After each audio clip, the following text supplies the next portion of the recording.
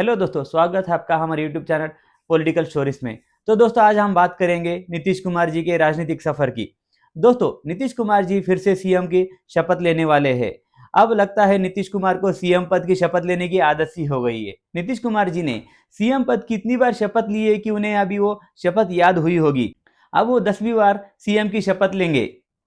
नीतीश कुमार सबसे लंबे समय तक बिहार के सीएम रहे हैं और फिर 5 साल के लिए सीएम रहेंगे। बिहार की राजनीति में नीतीश कुमार चाणक्य बने बैठे हैं। कोई भी पार्टी उनके साथ रहे या ना रहे, सीएम तो नीतीश बाबू ही बनेंगे।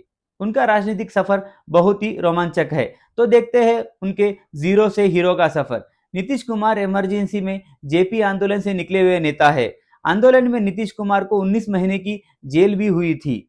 नीतीश कुमार की राजनीति में एंट्री 1985 में हुई है। 1985 में वो जनता दल के टिकट पे हरनौत से विधायक बने थे। फिर 1989 में जनता दल पार्टी के टिकट पर वो 12 कॉन्स्टिट्यूंसी से सांसद बन गए।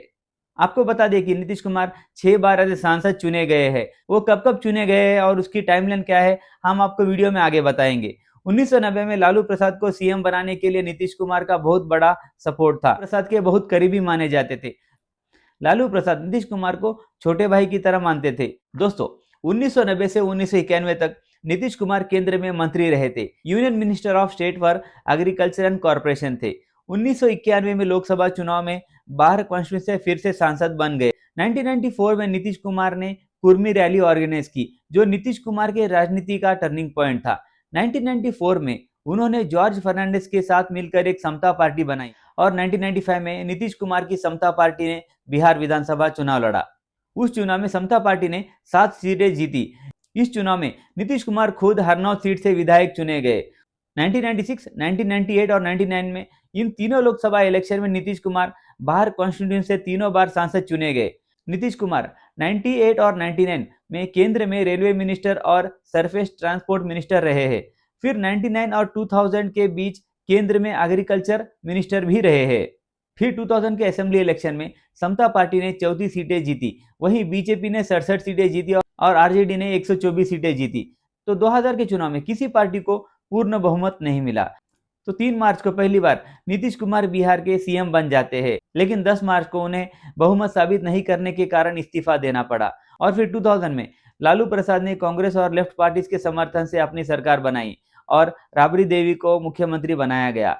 फिर नीतीश कुमार 2001 से 2004 तक केंद्र में रेलवे मिनिस्टर बने रहे। रेलवे मिनिस्टर रहते उन्होंने एक बहुत सारे अच्छे काम किए। रेलवे में ऑनलाइन टिकट की सुविधा उन्होंने ही शुरू की और तत्काल की सुविधा भी उन्होंने ही शुरू किया था। 2003 में जॉर्ज फर्नांडिस ने समता पार्टी को जेडीयू में मर्ज कर दिया और नीतीश कुमार जेडीयू के अध्यक्ष बन गए। फिर आते हैं 2005 के विधानसभा चुनाव और जेडीयू ने 88 सीटें जीती और बीजेपी ने 55 सीटें जीती। आरजेडी के खाते में 54 सीटें आई और एलजेपी ने 10 सीटें जीती और कांग्रेस ने 9 सीटें जीती। तो 2005 में बिहार और झारखंड का विभाजन हो चुका था। अब बिहार में कुल 243 सीटें थी और बहुमत के लिए चाहिए थी 122 सीटें। तो नीतीश कुमार बीजेपी के समर्थन से सीएम बन जाते हैं और दूसरी बार सीएम पद की शपथ लेते हैं। तो दोस्तों, 2005 से लेकर 2025 तक बिहार के सीएम बने हुए हैं।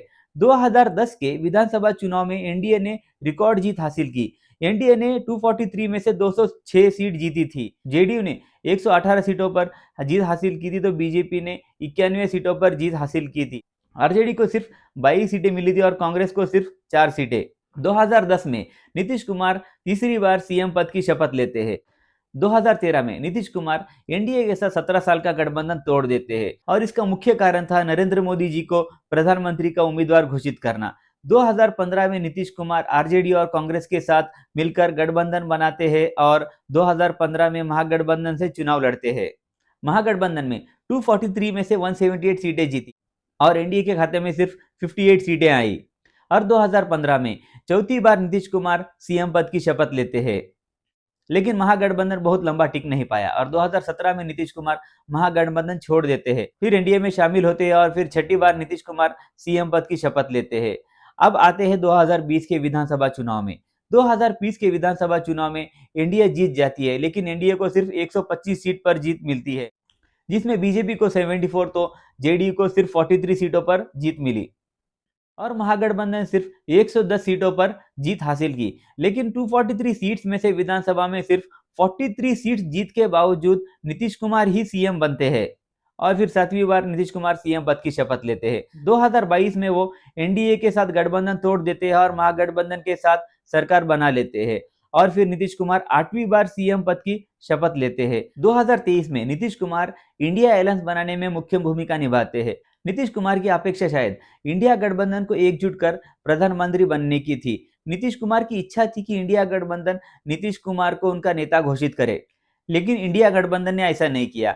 अब इससे नाराज वह इंडिया अलायंस छोड़ देते हैं और 2024 में एनडीए के साथ सरकार बनाते हैं और 9वीं बार सीएम पद की शपथ लेते हैं।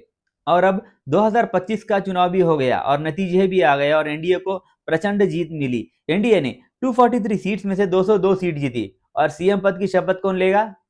नीतीश बाबू। तो दोस्तों नीतीश कुमार जी का शपथ ग्रहण 20 नवंबर को है पटना के गांधी मैदान में।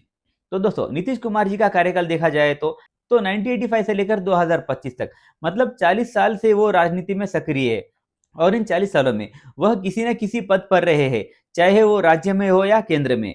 और चुनावी पंडित सोचते हैं कि नीतीश कुमार की राजनीति खत्म हो गई है। भाई उनके पास 40 साल का एक्सपीरियंस है और जो अभी अभी चुनाव में लड़के आए हैं वो सोच रहे हैं कि नीतीश कुमार को हराएंगे, तो उन्हें सोचना चाहिए कि उनके खिलाफ कौन खड़ा है, वो किसके खिलाफ इलेक्शन लड़ रहे हैं और किस लेवल की तैयारी होनी चाहिए उनको हराने के लिए।